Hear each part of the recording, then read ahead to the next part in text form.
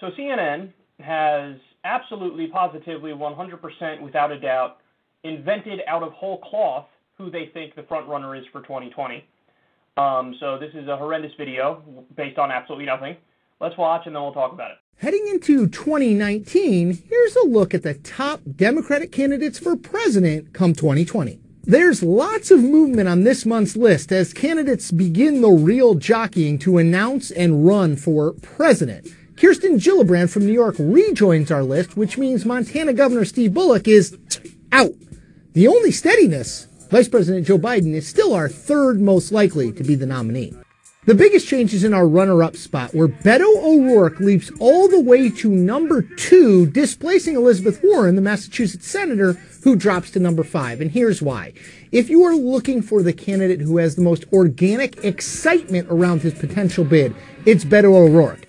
And now for a slightly less shocking reveal. Kamala Harris is our number 1 most likely Democratic candidate to be the nominee for the second month in a row. Look, Harris looks like the 2018 Democratic Party. She's African American and Indian American. She's a woman. She's not been in the Senate all that long, but she has tough on crime credentials and liberal bona fides. And that's where we start as 2019 gets rolling, and now's when things really start to get interesting. If you wanted to do that video and pretend like it's, just a jackass giving his opinion, that's one thing. But they're doing that video, and they're not pretending like it's a jackass giving his opinion. They're making it seem like he's an expert. Now, if that wasn't enough for you, there was another video that CNN did on this topic where they had a different guy who they called an expert, and he said the same thing, and he put Kamala Harris at number 1. So this is why people hate you, CNN. This is why they hate you, and this is why it lands when Donald Trump calls you fake news. Now, don't get me wrong. When Trump says it, it's obviously just self-serving, and it's obviously any story that he doesn't like, he says is fake news. But there's a reason why your ratings are low, and people who should maybe like you because you're supposed to be just a milquetoast, I'll just throw the facts at you type of organization. But there's a reason why people on the left don't like you either, because of stuff like this. See, this is a top-down approach to try to force onto everybody who they want to be the favorite in the race. That's what that is. Now, can they name me a single poll where Kamala Harris is number 1 for 2020? They can't. And again, I want to be clear, it wasn't just this one video with Chris Cillizza. I don't even know why this guy has a job. He's so terrible at talking about the news. But it wasn't just this one video. There was another segment where they had another expert, and he makes it seem like, well, obviously it's Kamala Harris. She's the favorite. Based on what? Based on what evidence? Based on what data? Based on what information? Based on what poll? They can't give you an answer to that. They cannot give you an answer because it's not based on anything. So you heard his explanation.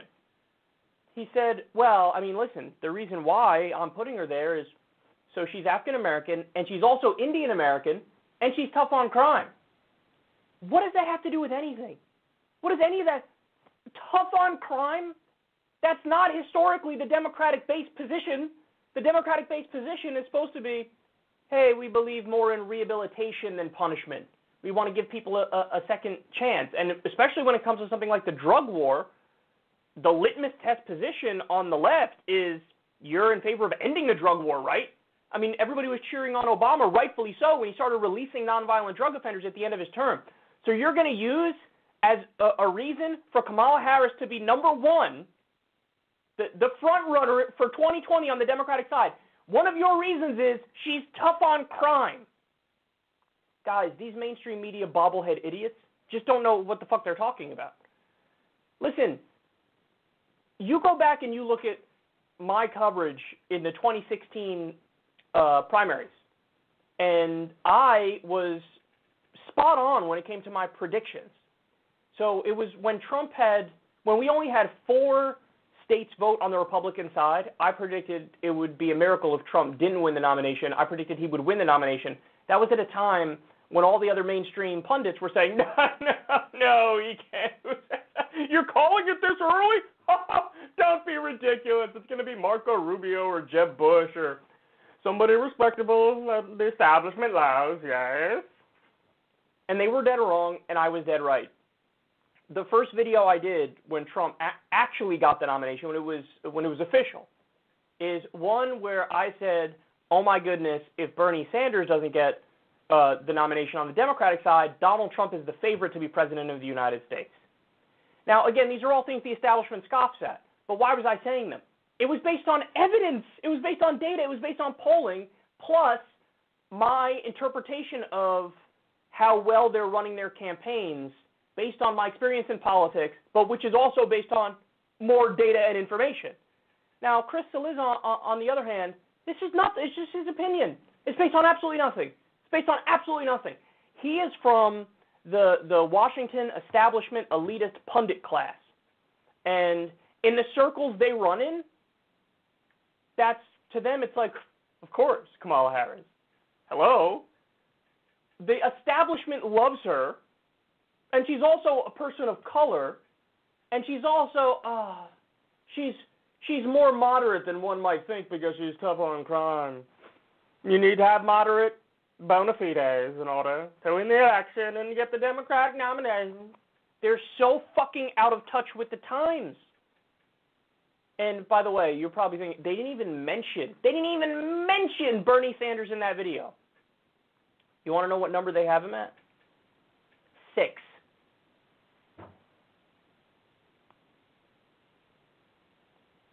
So the guy who's leading in most of the polls, the guy who's been building an infrastructure since the last election and has got his name recognition up more, and in every poll is the most popular politician in the country.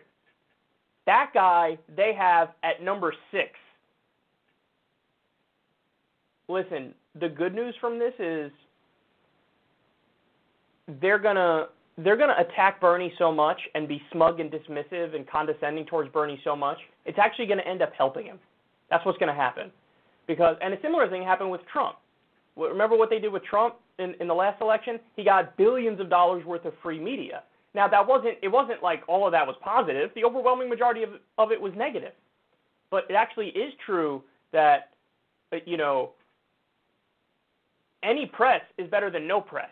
So the more, their attacks on Bernie are going to be so hacky and stupid that people will be like, what do you mean? I kind of like that thing that you're attacking about Bernie. I kind of like that about Bernie.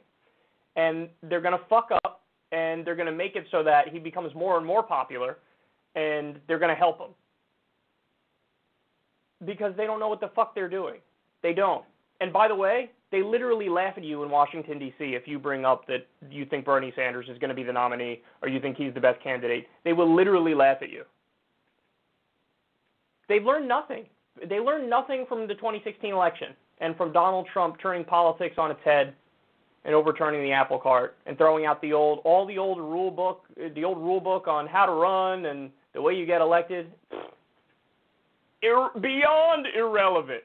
Hillary followed everything in the rule book, and she was defeated. So that rule book, it doesn't exist anymore. It's done. It's gone. You'd be better off just having a random person go out there and fall all over himself and run a campaign than you would with a bunch of overpaid Democratic strategists who don't know what the fuck they're talking about. By the way, those overpaid Democratic strategists are a lot like Chris Cillizza.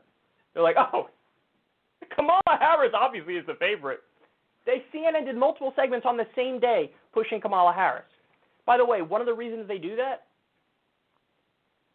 it's a top-down approach. They want to make you think she's the favorite to try to make you vote for her and support her. That's one of the things, is they know she's not going to rock the boat. They know she's going to return everything to the status quo. So that's the kind of candidate that they're going to push for. And then the other thing I wanted to say was the point on Beto O'Rourke, totally made up. Now, don't get me wrong. Is there support for Beto now in 2020? Yes, there is some grassroots support for Beto in 2020. But they said it was organic excitement around Beto O'Rourke. Literally nothing could be further from the truth. What happened was a purposeful strategy from Democratic leadership, including Beto's team surrounding him after he lost to Ted Cruz, by the way.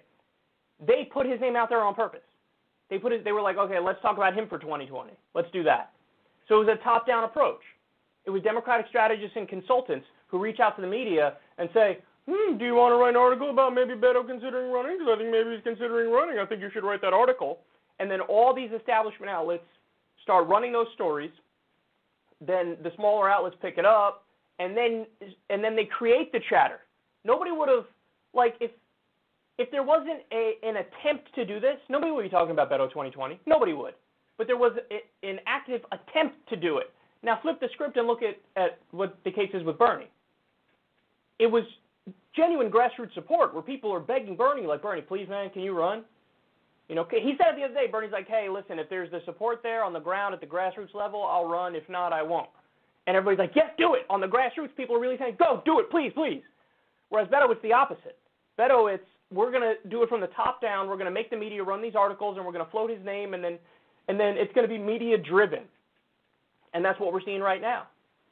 So, but listen, bottom line is this list is made up. And again, CNN did another list with another expert, had Kamala at number 1, 2. Totally made up. Now, you can put my list, obviously, would be Bernie at the top, and I think that's what all the data points to. There are some polls that have Biden at the top. Now, you have to always go into the methodology of the polls to see the reality of the situation, because in the polls where Biden wins, they're oversampling older voters and oftentimes oversampling registered Democrats. So in the case of Bernie, he also pulls in independents as well. With Biden, if you oversample older people and if you oversample registered Democrats, that's why in some of those polls you see Biden as number 1, and Bernie's usually second. Now, there was one poll that came out recently, the Move On poll, that had Beto at number 1. So he is in the conversation, don't get me wrong, but my point is that was a top-down approach where his team floated it to the media ran with it. It was a concerted effort in order to try to get to this point, whereas with Bernie, it's the opposite. It's people are telling him, like, seriously, we want you to run. You're the only person for this time. And listen, again, this just goes to show you how immensely out of touch CNN is with regular people. Because what do you know and what do I know that they'll never get? We are living in a particularly anti-establishment, anti-corruption, populist era.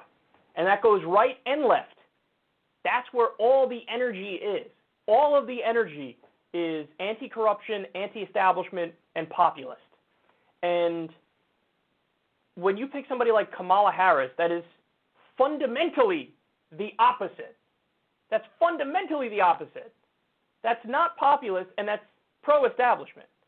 So let's be clear about that, and this is why CNN is hated, and this is why shows like ours, going into the 2020 election, we're going to grow massively, because we're actually going to be covering everything in a fair way, an objective way. We're going to discuss the facts and information and data. And then, yes, I'll give my opinion, but everything is going to come as advertised. You get the sense that it's not just with CNN, it's with pretty much all of the mainstream media news networks. You get the sense they're just Weasley. Like, they're just Weasley. And they don't, like, what the fuck, Chris, again, what are you basing it on that Kamala's number 1? Absolutely nothing. He just told you. She's a person of color, and she's tough on crime and also has liberal bona fides. Really? Why don't you go talk to the base and ask them how they feel about Kamala Harris? Here, in my experience, the first thing I get when I talk to anybody on the left who really knows their stuff about Kamala Harris, you know what they say? They go, I remember when she was Attorney General in California, and she refused to prosecute Steve Mnuchin. Remember Goldman Sachs, Steve Mnuchin? He also was the head of One West Bank in California, and they were illegally foreclosing on grandmas early. Her own department said, listen, you should go after him for this. You should prosecute him. And she didn't do it. Why? Turns out corruption. So that's what you get when you talk to people who really know their stuff. Does Chris Cillizza know that, or does he care? He doesn't care, and he doesn't know. Why? Because she fits this box, this category I just made up in my head about who's going to be the front runner. And yeah, I made it up, but I get paid a shitload of money to give my opinion and pretend it's not an opinion and pretend it's subjective. So embarrassing and so stupid. I seriously don't know how Chris Cillizza has a job.